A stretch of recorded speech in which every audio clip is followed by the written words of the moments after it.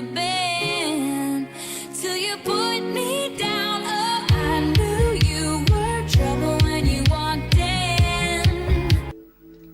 Eh bien salut à toutes et à tous, c'est les frères gamers, comment allez-vous? En tout cas nous ça va super. Et aujourd'hui on se retrouve pour une nouvelle vidéo.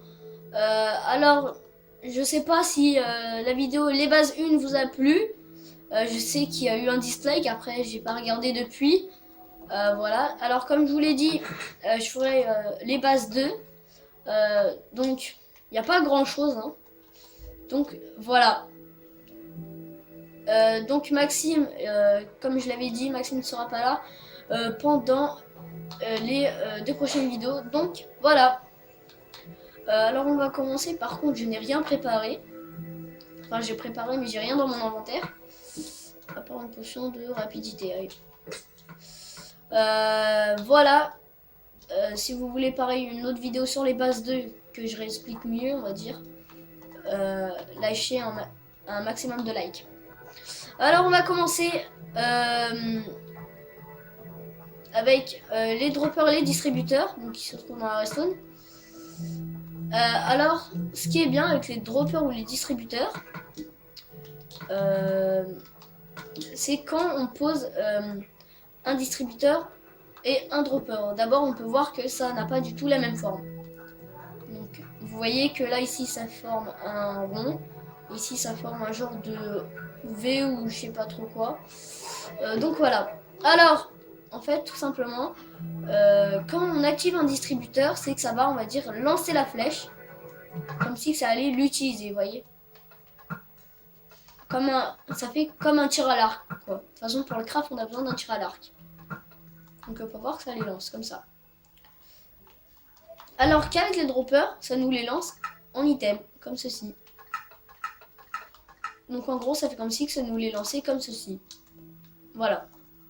Très simple, quelque chose de très simple sur les distributeurs et droppers. Ensuite, on va placer au bloc de redstone. Alors, faut savoir que les blocs de redstone restent activés tout le temps. On peut pas faire, vous voyez, ce système d'inverseur. C'est toujours, ça reste activé. Et donc avec, par exemple, on peut poser ça et à côté, vous voyez, comme ceci. Ça active tout simplement les systèmes. Donc vous voyez, même de la redstone, ça l'active. Hein. Donc voilà, encore quelque chose de très simple. Ensuite, on va passer au comparateur. Alors le comparateur, pour vous expliquer un peu, c'est un principe comme un répéteur. Sauf que c'est pas du tout la même chose, mais ça fait partie du cadre du répéteur. Alors ça sert un peu à détecter un objet, à capter un objet avec par exemple un four. Quand on pose un objet dans un four, ou voilà quelque chose, ça l'active et du coup ça envoie une impulsion n'importe où. Et quand on récupère, voilà. Alors aussi quelque chose de particulier à vous montrer. Donc je vais prendre un four aussi. Et un comparateur. Quand on met un four derrière, vous voyez, de la redstone comme ça, n'importe comment,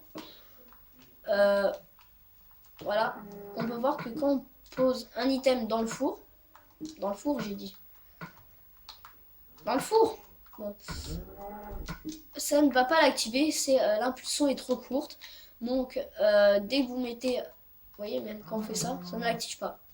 En fait, dès qu'on a mis input de redstone juste après le comparateur, il faut directement mettre un répéteur, sinon le courant ne passe plus. Donc ici, ça l'active, c'est normal. Par contre, on met une redstone et un autre, vous voyez, ça ne l'active pas, le courant ne passe plus. C'est un peu le truc des comparateurs, c'est qu'ils envoient une poudre d'impulsion. Donc voilà. Aussi, sur le comparateur, j'ai oublié de vous dire, mais on va dire, on peut l'activer. On va dire, on peut le faire de n'importe quel côté, je sais pas si c'est français. Ça veut dire on peut l'activer, enfin on peut le faire passer de n'importe quel côté. Après je sais pas trop comment expliquer ça, mais pour certains systèmes, vous allez voir, c'est super bien. J'ai vu là tout à l'heure que j'ai oublié de vous parler de quelque chose. coffre piégé, les entonnoirs, on verra ça juste après. On va passer au capteur de lumière. Alors il est là. Et on va prendre la redstone ainsi que par exemple des blocs. Alors tout simplement le capteur de lumière là, quand on pose et qu'on met, il n'est pas activé. Quand on active, il active. Quand on désactive, il est activé. En fait, c'est tout simplement par rapport au temps qu'il y a dehors. Donc, je vais vous montrer. Dehors, là, il fait jour. Du coup, il n'est pas activé. Et quand on met la nuit, vous voyez, en fait, c'est un système comme ça. Enfin, il faut qu'il soit dehors. Après, je sais que dans l'intérieur, ça marche pas forcément, vous voyez. On va l'essayer dehors ensemble, hein. On va le mettre, hop, hop. Donc là, on va désactiver parce qu'il fait la nuit quand même. On va mettre la nuit. Et il est activé. Et normalement, quand on met le jour ou un truc comme ça, il se doit se désactiver. Enfin bref, moi je connais pas trop les systèmes des comparateurs de lumière du jour. Parce que moi je m'en sers pratiquement pas. Voilà, au moins on peut faire un genre de bouton, enfin comme ceci. Bref. Et du moins c'est tout. Donc vous voyez, comme je vous ai dit tout à l'heure avec les blocs de redstone, ça active. Donc le bloc reste toujours activé. Donc si vous mettez une TNT à côté, ça explose. Et ensuite on va parler des entonnoirs. Donc je vais prendre le bloc par exemple. Donc les entonnoirs marchent aussi avec les comparateurs. On verra ça dans des systèmes de triage par exemple. Voilà. Alors par exemple pour les placer par exemple comme ça. En fait, par contre j'ai pris un coffre piégé, j'aurais pas dû. C'est pas grave. Donc pour les placer comme ça, tout simplement. Par exemple si vous voulez en placer un au bout, il est droit, on met au sol, vous voyez. Quand on veut placer un au bout, il est du côté à gauche, on met un bloc. Et derrière un autre, vous voyez comme ça. En fait c'est tout simple. Vous voyez là, comme on vise ce bloc, bah, il va aller vers ce bloc. Alors que quand on vise par exemple ce bloc, il va aller vers ce bloc. C'est un peu quelque chose de logique. Du moins c'est normal.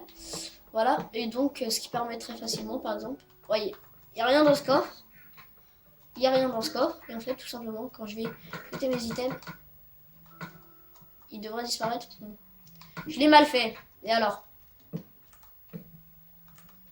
Après moi, je suis nul aussi en genre truc comme ça. Ouais.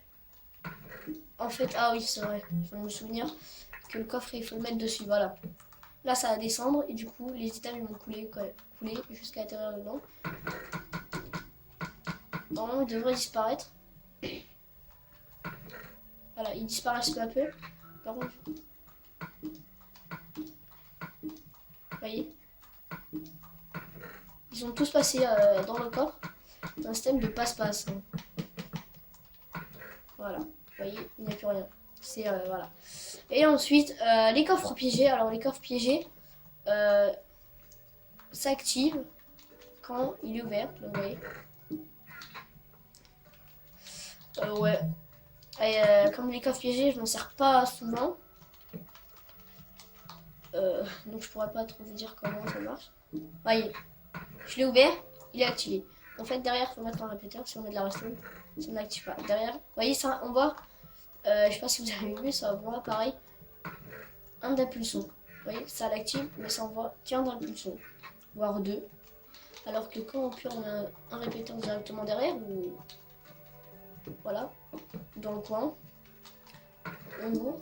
Voilà, c'est un peu comme les comparateurs. Donc là, on va dire, c'est un peu comme, je sais pas comment dire, comme si on appuyait sur un levier et du coup ça l'activait.